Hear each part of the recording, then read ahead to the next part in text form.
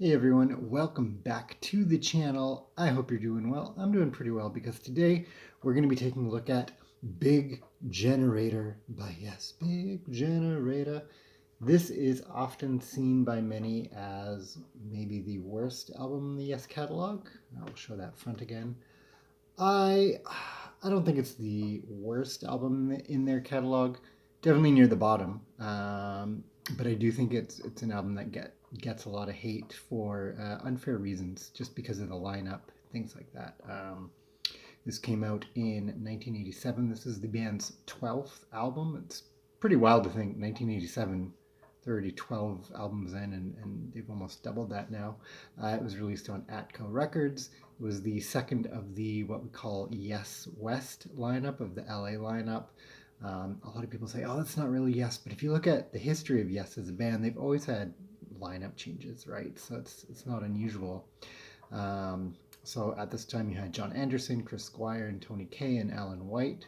So people that have been in the group for quite a while. Then you have Trevor Rabin again, or Raven, and then Trevor Horn was just the producer this time, like he was for the follow-up. So this is the follow-up to the first Yes West album, 90125, which is a massive success for the band. Spawned the hit "Owner of a Lonely Heart," where even if people don't know the band Yes, they do know "Owner of a Lonely Heart." They might not even know 90125, but they know "Owner of a Lonely Heart."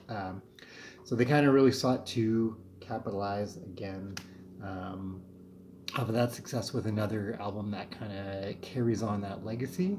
I actually prefer 90125 to this album. I think that one has a little more kind of proggy-ish stuff going on. But this one does have some really good tracks that I think people are missing if they skip this, or they hear, this is, AOR 80s pop rock cheese. I mean, yeah, you're not wrong. It is 80s pop rock cheese, but there's actually some proggy elements, lots of good stuff to get into. So we start with Rhythm of Love. Even just the title alone tells you what this is. It's a really great 80s rock tune with a catchy chorus, but is it yes-ish? Not really. You still have John Anderson on vocals, Alan White on drums, Chris Squire on bass. Like, you have a lot of those elements that make up Yes, but sound-wise, it's even a departure from Drama. It's definitely just what you carry on from with 90125. But Rhythm of Love is great, great single, great tune. I like it a lot.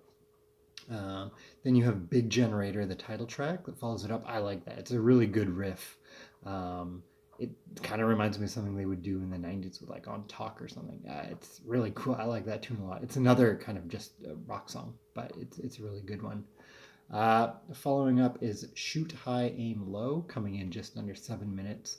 A lot of people point to this song as like, oh, it's the one good song on the album. I actually don't really like it. I think it's kind of boring. Like, it's pretty inoffensive and bland, and it just kind of scoots by. Like, you can listen to the first minute and you get what the song is about. It sounds really nice. The production is good, but that's the best I can say. I think there's actually a couple other songs that are lengthier and proggier on this album.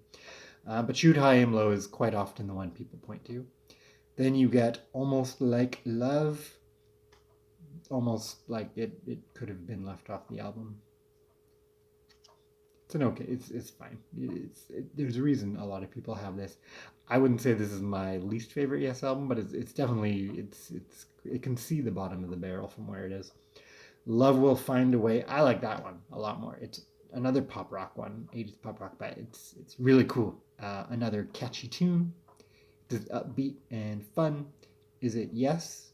Yes, it is Yes, because it's Yes is on the label. But does it sound like it doesn't even?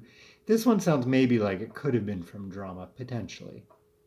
Cutting room floor of Drama, but definitely still carrying over from the last album.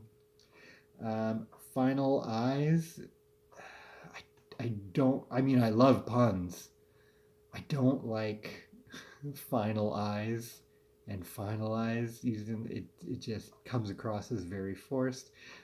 It's another proggier number sometimes people point to, but I'm kind of like, that one's okay. For me, it's the next one. I'm running just over 7.5 minutes. I think this is probably the best prog track on the album. It points to where Yes came from, where they could go, where they do sort of go later after the 80s. called the 90s usually. Um, and I like this song. I think if I was going to pick like three songs to check out, maybe four. If I'm going to do four songs from this album: Rhythm of Love, Big Generator, Love Will Find a Way, and I'm Running. It's not very proggy output. And then the last track on here, Holy Lamb, that sounds like a John Anderson solo number. It's good. It's pleasant enough. It sounds like John Anderson's kind of solo-y acoustic work. So the vocals are really nice, but that's probably the best thing I can say about it. So yeah, picking four songs: Rhythm of Love, Big Generator, Love Will Find a Way, and I'm Running. If you did that for like an EP, people would still be upset because of the lineup and oh, it doesn't sound like us or whatever, but you would still get a really solid music. And I think that's what people kind of give this a harsh time for. They say, well, it's not the progressive rock that the band was known for. It's not even, related to some of the proggy elements like Machine Messiah from Drama or the stuff from Tormato or echoing, even their classic period albums. And that's true, but bands do change. Bands change sound, and sometimes it's for the better, sometimes it's not to our taste. But I think even taking that into account, what you have on Big Generator is very similar to what you get on like Asia's debut and like the later period Emerson, Lake, and maybe Palmer, but maybe like Powell. Um, a lot of those prog bands trying to go rock and just not quite getting it, just because they weren't part of those scenes when they were kind of coming up into their career.